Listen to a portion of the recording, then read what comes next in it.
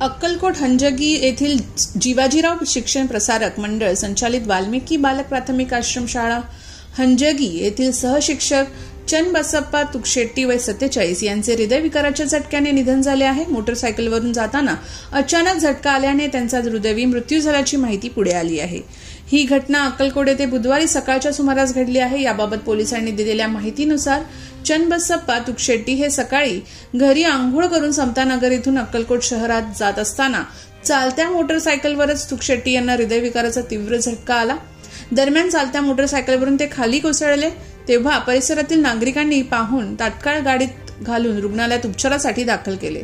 त्यानंतर डॉक्टर यांनी तपासून मृत घोषित केले। त्यांच्या या दुर्दैवी मृत्यूमुळे किणी पंचक्रोशीती हळहळ व्यक्त होत आहे।